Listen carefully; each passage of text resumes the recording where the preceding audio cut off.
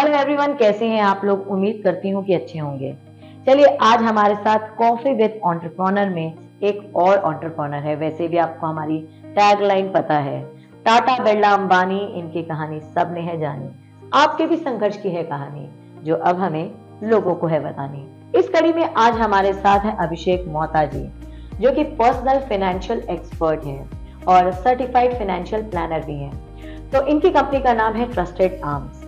Of screen जब मैंने इनसे बात किया था तो काफ़ी कुछ मुझे पता चला कि किस तरीके से हमें इन्वेस्टमेंट करना चाहिए, किस तरीके से अपने फाइनेंस को सही तरीके से डायरेक्शन देना चाहिए ताकि मनी आता रहे। तो आप अपने साथ पेपर और पेन लेके बैठिएगा, क्योंकि आज का जो सेशन है काफ़ी इंटरेस्टिंग होने वाला है। Hello Abhishek ji, how are you? Hello Vandana ji, I am good. आप कैसे हैं? एकदम अच्छी हूँ। आज आपको हमारे लोगों को एक फाइनेंशियल प्लानिंग बतानी है।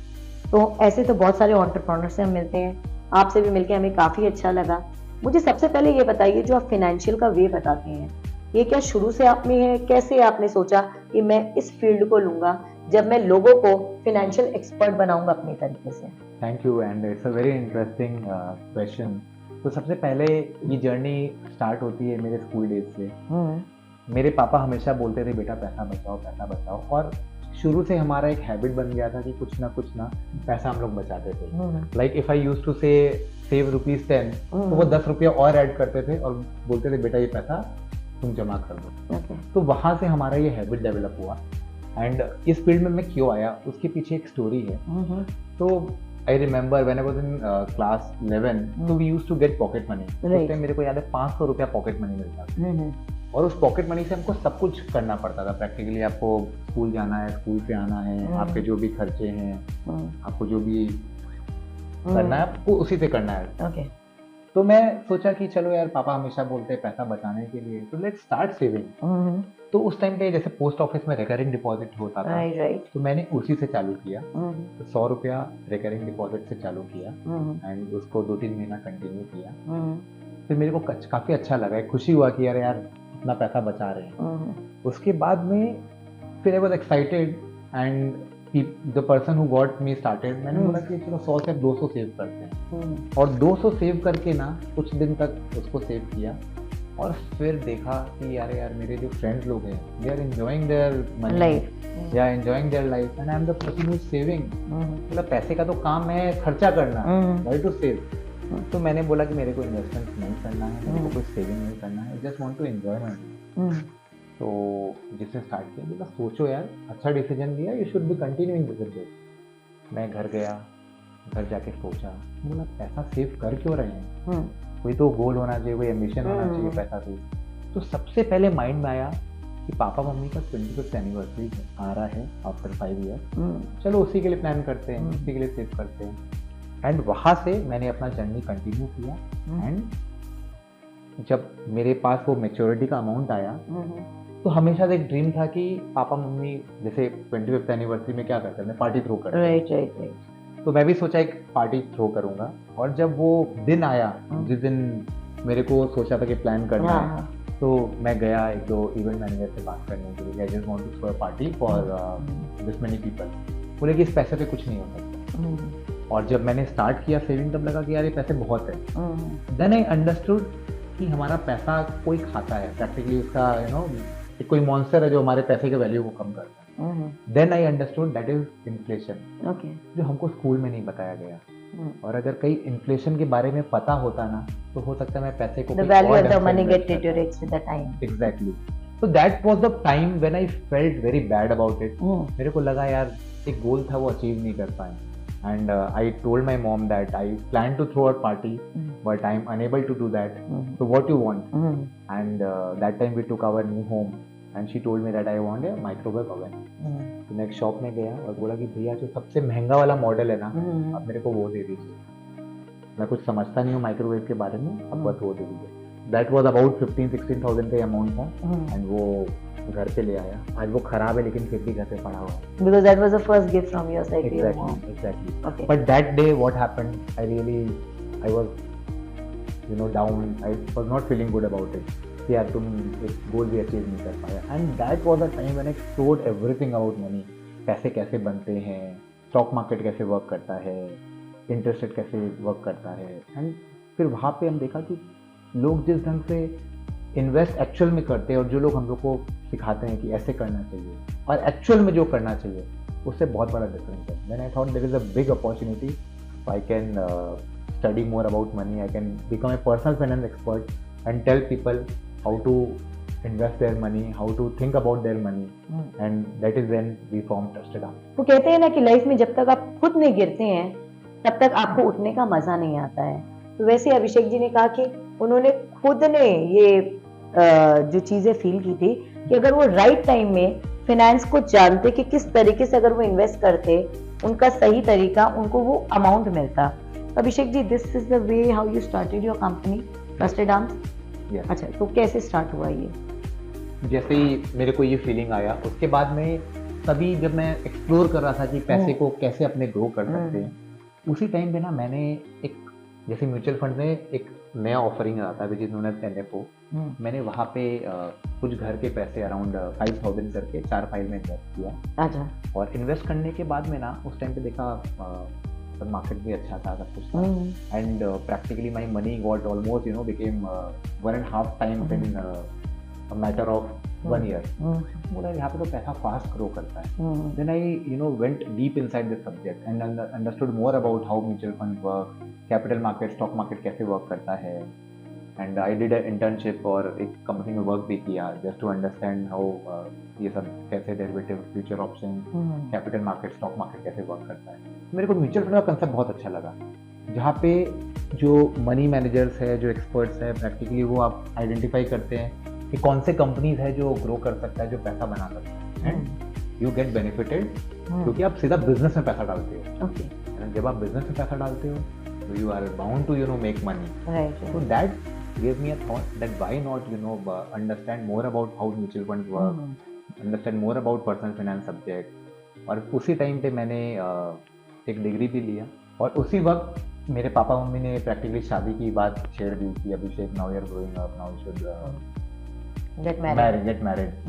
तो बट मेरी वाइफ, तो कॉल्ड वाइफ श्रद्धा जो है, practically she wanted to marry someone who has a professional degree. Okay. And I was at that time graduate. So practically for her, I had to take that degree because I promised her that I will take some professional course. And मैंने certified financial planning का जो course है वो मैंने किया. Practically certified financial planner क्या है, ये पूरे वर्ल्ड में ना आज के दिन क्या होता है, लोग ना कोई भी एडवाइस दे देते हैं. आप किसी के पास में जाएंगे, everybody in India give financial advice. But world में क्या होता है ना, you have to take a certain degree. Okay. तो सर्टिफाइड फाइनेंशियल प्लानर वर्ल्ड के टॉप प्रोफेशनल्स हैं जो इसी सब्जेक्ट को पढ़ते हैं, पर्सनल फाइनेंस को. यहाँ पे काफ़ी मतलब अलग अलग सब्जेक्ट है, काफ़ी insurance planning, retirement planning, capital market. You study these and then you tell people how to go about that. Okay. तो आपने बकायदा कितने दिन का कोर्स था ये? 1 ईयर का था. देयर वर 5 मॉड्यूल्स और इसके अंदर में आपको एक पूरा केस स्टडी दिया रहता था. केस स्टडी में मतलब समझ लीजिए ऐसे रहते थे कि एक फैमिली है, तो फैमिली के ये एज है, फैमिली में उनका अर्निंग एक्सपेंसेस है, उनके ये सब फाइनेंशियल गोल्स है. ठीक है, सबको माइंडसेट अलग है. Like child will talk about himself, wife है, उनको उनके एम्बिशन कुछ और है, हस्बैंड के एम्बिशन कुछ और है. Ultimately how you address and how you solve that financial puzzle, you can say. Right. तो एक फैमिली का फाइनेंशियल पजल कैसे सॉल्व करते हैं, how to tell them and set a road map for them to achieve their financial. मैं आपसे पूछना चाहूंगी कि फाइनेंशियल प्लानिंग में कौन कौन सी चीजें हैं जो आप एडवाइस करते हैं लोगों को, किसमें इन्वेस्ट करना. It is a very important thing to find out सबसे पहले कि किसको क्या रिक्वायरमेंट है. हो सकता है किसी को 1 महीने में ही रिक्वायरमेंट हो मनी की, किसी को कोई बोल रहा है नहीं यार मेरे को नहीं चाहिए, रखे रहने दो, जब बढ़ेगा तब देख लेंगे. कोई कहता है नहीं मुझे इस पर्पस के लिए चाहिए. How do you plan and what are the financial planning जिसमें लोग कर सकते हैं, जिस वे से वो इन्वेस्ट कर सकते हैं, चाहे वो म्यूचुअल फंड हो या गोल्ड में इन्वेस्ट हो, किस तरीके से? तो इसमें क्या है वंदना जी, सबसे पहला चीज़ ना, ये जो फाइनेंशियल प्लानिंग होता है ना, it's not about any product. सबसे पहला it is about you and your family. ठीक है, जैसे आई हैव अ फैमिली, मेरे फैमिली में वाइफ है, बच्चे हैं, पेरेंट्स हैं. अब सब फैमिली अलग अलग होता है. That is why this subject is known as personal finance. Finance के आगे आप देखिए पर्सनल लगता है. राइट. तो वो पर्सन अलग अलग होता है और अलग अलग उनकी प्लानिंग होती है.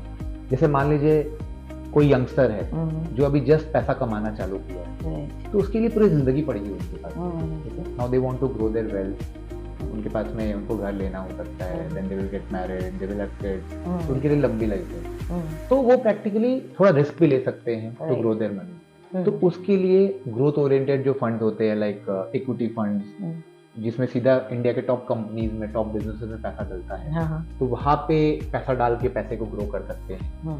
नाउ इसका ठीक उल्टा समझ लीजिए, किसी ने 25-30 साल अपना करियर में पैसा कमाया, आज उनके पास ऑलरेडी एक वेल्थ है, now that person is practically kind of retire, semi retired. Now उनको चाहिए कि मेरे पूंजी से मेरे को हर महीना एक इनकम मिलता है टू रन द लाइफ, तो उसके लिए प्लानिंग अलग हो जाएगा। Now they are in withdrawal mode, ठीक है, एंड मान लीजिए कोई मिड एज में है, इन 30s, जस्ट गॉट मैरिड, उसके बाद में कुछ टाइम के बाद में बच्चे हो जाते हैं, तो उनके लिए प्लानिंग विल बी डिफरेंट, क्योंकि इनके कुछ शॉर्ट टर्म गोल्स है। अब जैसे मान लीजिए किसी को बच्चों का पढ़ाई के लिए पैसा चाहिए तुरंत 1 साल बाद में, तो प्लानिंग विल बी डिफरेंट। किसी को तो वी सजेस्ट, एक चीज है, अगर पैसा आपके पास में इन्वेस्टमेंट आप जब करते हो शॉर्ट पीरियड है, तो आप स्टॉक मार्केट में उस पैसा को नहीं डालें, बिकॉज वहां पे पैसा ग्रो करने के लिए ना आपको टाइम चाहिए रहता है, and your risk reduces with time, but short term में मार्केट बहुत ऊपर नीचे होता है, तो उस केस में आप FDs, bonds, liquid fund, debt fund, इस टाइप के जहाँ पे आपको फिक्स रिटर्न्स मिलता है, आप वहां पे पैसा डाल सकते हैं। कहीं पे आपका मीडियम टर्म गोल है, आज से 5 साल 6 साल बाद आपको पैसे चाहिए, तो उस केस में ना आप दोनों को यूज कर सकते हैं, कुछ पैसा इक्विटी में, कुछ पैसा बॉन्ड में, कुछ पैसा गोल्ड में, तीनों का मिक्सचर में पैसा डाल सकते हैं, क्योंकि हो सकता है इक्विटी जब गिरे तो गोल्ड बढ़े, बॉन्ड तो बढ़ता ही है क्योंकि एफडी से इंटरेस्ट रेट बढ़ता है, तो दिस कॉम्बिनेशन में। तो चलिए, एक बहुत ही खास सवाल है जो हमेशा से सब पूछना चाहते हैं, मैं अभिषेक जी से पूछना चाहूंगी कि what are the different type of financial investment. जैसा कि आपने कहा कि हम फाइनेंशियल इन्वेस्टमेंट में बोलते हैं, बहुत तरीके के इन्वेस्टमेंट होते हैं, depending on the person, depending on the age, depending on what are your plans. तो आप कुछ हमें बताएंगे कि किस टाइप के financial investment, if you are suppose आप किसी को सजेशन दे रहे हैं एज एन एक्सपर्ट, आप कैसे करते हैं और कैसे बताते हैं किस में इन्वेस्ट करना चाहिए? श्योर। तो इसमें क्या है वंदना जी, सबसे पहले ना इस सब्जेक्ट को हम लोग हमेशा बोलते हैं पर्सनल फाइनेंस। राइट। फाइनेंस के आगे आप देखिए वर्ड लगता है पर्सनल। राइट। इसका मतलब अलग अलग लोगों के लिए, अलग अलग फैमिलीज के लिए ये चीजें चेंज हो जाती है। राइट। बिकॉज उनका एज, उनका इनकम, उनका रिस्क प्रोफाइल, राइट, उनका age bracket, everything is different. Right. ठीक है। बाद मान लीजिए कोई यंग बंदा कोई है जो अभी जस्ट अपना करियर स्टार्ट किया, तो उसके लिए प्लानिंग विल बी डिफरेंट। क्यों? क्योंकि उसके पास में पूरा जिंदगी पड़ा हुआ है, पैसे को ग्रो करना है, आने वाले टाइम पे करियर को ग्रो करना है, देन ही और she will get married, then family है, तो उनको अपना पैसा का मैक्सिमम ग्रोथ चाहिए। तो उसके लिए ही और she can choose equity investment, जैसे म्यूचुअल फंड में SIPs है, ये सब में पैसा डाल के ग्रो कर सकते हैं। और मान लीजिए कोई ऐसा इंसान है जो 55 या 60 के एज में है, उन्होंने ऑलरेडी अपना 25-30 साल का करियर अच्छे से किया, नाउ उनको चाहिए हर महीना एक इनकम चाहिए अपने पैसे। राइट। तो प्लान उसके लिए डिफरेंट होगा। तो practically it can be a mode of senior citizen schemes या इस टाइप के, जहाँ पे उनको कुछ स्टेबल इनकम भी मिलता रहे, और क्योंकि महंगाई कभी रुकते नहीं है, तो बाकी के पैसों को वो ग्रो भी करता रहे, ताकि फ्यूचर में और ज्यादा इनकम वो ड्रॉ कर सके। ठीक है। And somebody who is into mid age, say in 30s, recently got married, now they will have kids, तो उसके लिए प्लानिंग विल बी डिफरेंट। ठीक है। क्योंकि प्लानिंग क्या होता है ना, डिपेंडिंग ऑन, से मैं आपको एक एग्जांपल देता हूँ, से किसी पेरेंट को अपनी डॉटर की शादी करनी है, that is after 1 year। Right. अब आप उस पैसा को कहाँ डालेंगे? तो पैसा ग्रो करने का टाइम नहीं है अभी आपके पास। अभी आपके पास में खाली ये है कि आप उसको एक सही जगह रख दे, जहाँ पे पैसा आपका सेफ रहे, थोड़ा सा आप चाहे बैंक एफडीज में रख दीजिए या लिक्विड फंड में रख दीजिए, ताकि आपको एटलीस्ट 7% महंगाई है तो 7% जितना आपको ब्याज मिल जाए। राइट। और आप उसको 1 साल बाद कंज्यूम कर लीजिए। नाउ मान लीजिए किसी को डॉटर का शादी करना है, विच इज 15 ईयर्स बाद में, तब आपके पास में टाइम है ग्रो करने का। राइट। तब आप कम पैसा से उसको इन्वेस्ट करके ज्यादा अमाउंट में कन्वर्ट कर सकते हैं, ग्रो कर सकते हैं, राइट, ठीक है। तो दोनों के लिए planning will be different. Okay. तो this is how different type तो ऑफ आप कैसी प्लानिंग करेंगे दोनों के लिए? एक प्लानिंग करके दिखाइए मुझे। कैसे प्लानिंग करेंगे? जैसे मान लीजिए अगर स्मॉल टर्म है, हाँ शॉर्ट टर्म है। शॉर्ट टर्म है, अगर शॉर्ट टर्म जैसे मान लीजिए किसी को 50 लाख रुपया चाहिए आफ्टर 1 साल बाद में, ठीक है। तो 1 साल बाद में अगर 50 लाख रुपया चाहिए तो उनको लगभग अपने सोच 7% का ब्याज है, एटलीस्ट उनको 45 लाख से 47 लाख रुपया के आसपास उनको इन्वेस्ट करना पड़ेगा ताकि वो 50 लाख रुपया में कन्वर्ट हो जाए। And that money should not go into equity market, क्योंकि हो सकता है कि आप 45 लाख रुपया डाले, it can go down also, passage भी हो सकता है और वो बचपन भी हो सकता है, ठीक है। तो कोई ऐसा सिनेरियो नहीं चाहता है, तो उस टाइप पे आप पैसा को सेफ रखिए। बहुत बार लोग होते हैं ट्रेंड के हिसाब से कि हाँ स्टॉक मार्केट अच्छा है, आप पैसा को डाल दीजिए, that is a risky because nobody knows.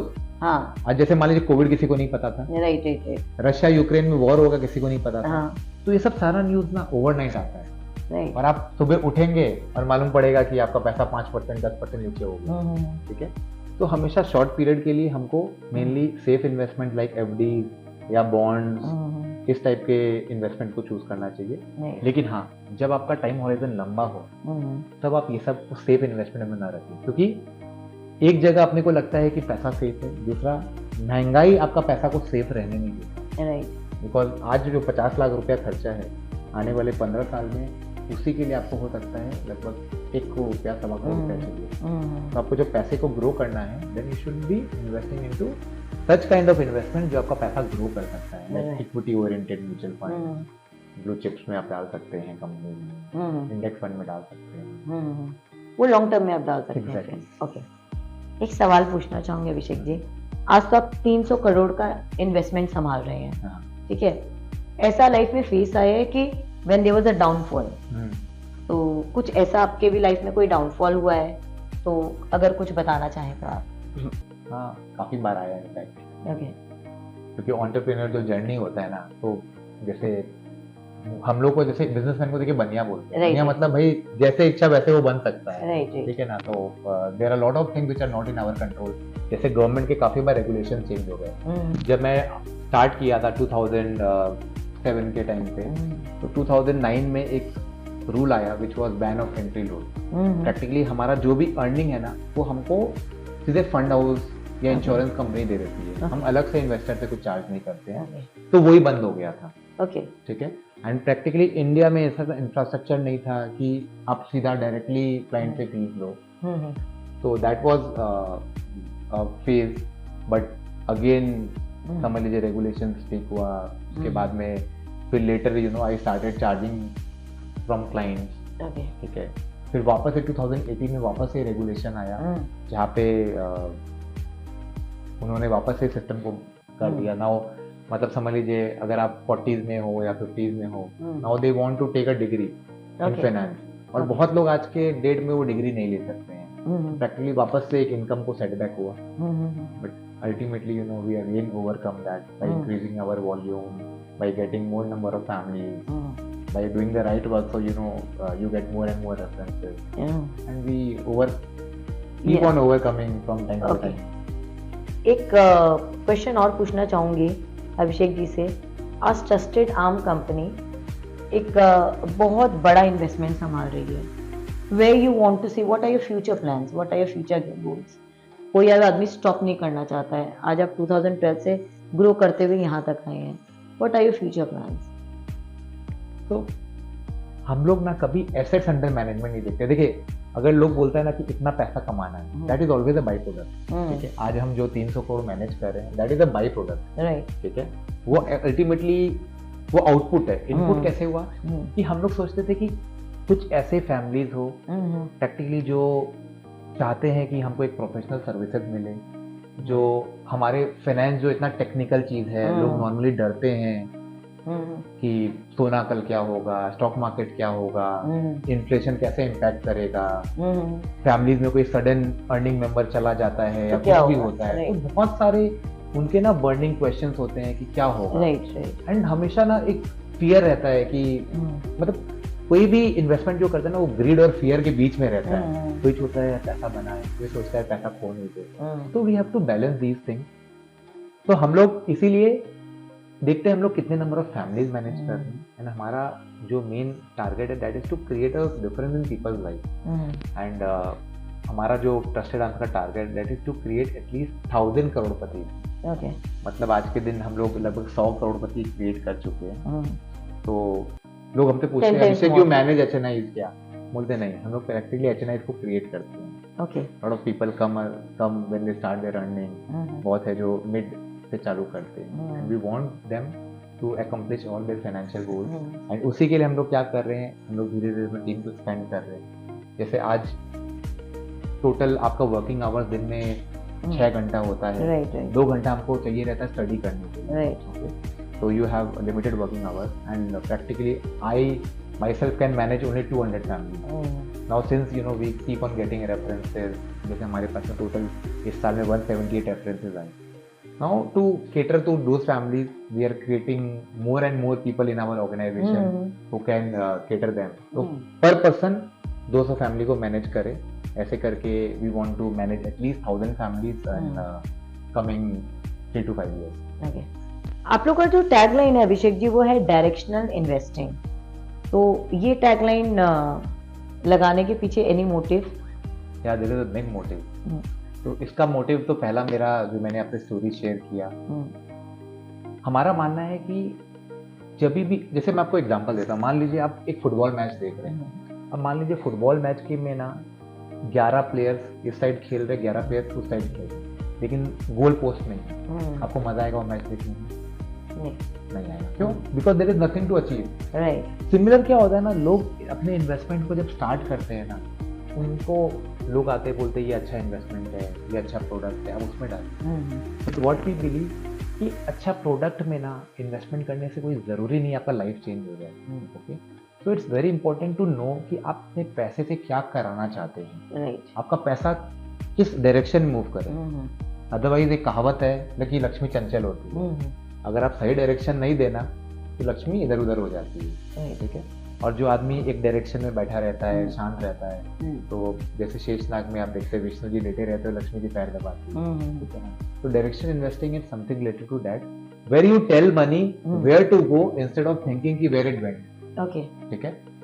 And ये कैसे हेल्प करता है, जैसे मान लीजिए अगर मेरे को पता है कि मेरे बेटे को भेजना है एजुकेशन के लिए आफ्टर 10 ईयर, तो आई नो कि अगर वो इंडिया में पढ़ेगा तो लगभग इतना पैसा लगेगा, बाहर पढ़ेगा तो लगभग इतना रुपया लगेगा। फिर हम लोग उसमें महंगाई जोड़ लेते हैं तो एक फिगर आ जाता है। ठीक है। और हम डे 1 से स्टार्ट करते हैं ना, जैसे I started planning for my son's higher education when he was born. Okay. ठीक है। And started with just 25,000 rupees per month. Okay. Today he is 11 years old, and उसके नाम पे ऑलरेडी हम लोग 65 लाख रुपया क्रिएट कर लिए। Okay. And by the time he turns 19-20, जब एज आएगा हायर एजुकेशन का, आई नो पूरे 2 करोड़ रुपए अचीव हो जाएंगे। ठीक है। तो that was the result of directional investing only. क्योंकि आपको पता हो 4 चीज जैसे हम लोग बोलते हैं डायरेक्शनल इन्वेस्टिंग में आता है, वो है 4 केज ऑफ इन्वेस्टमेंट। के पहला के कि आप क्या चीज के लिए पैसा बचाना चाहते हो, दूसरा आपको कब पैसे चाहिए, तीसरा आप उसको कितना पैसा आपको इन्वेस्ट करना है, एंड लास्ट का आप उसको कैसे अचीव करोगे। ठीक है। तो this is what directional investing is all about. Then instead of doing blind saving, we tell people to have a proper road map कि आपको लाइफ में आपके जो भी फाइनेंशियल गोल्स है उसको हम लोग कैसे पूरा कर सकते हैं, and we give direction to money. Okay. तो ये थे आज के सेशन में अभिषेक मोहता जी, जो कि आपके पर्सनल फाइनेंशियल एक्सपर्ट हैं, जो इन्होंने बहुत कुछ बताया कि आपको कैसे इन्वेस्ट करना चाहिए, कैसे आप भी बन सकते हैं करोड़पति। Thank you so much Abhishek ji for coming in the show. Hope to get more knowledge from you, and कैसा लगा आपको हमारे ये सेशन ज़रूर बताइएगा। तब तक के लिए Vandana Agrawal saying you goodbye, see you.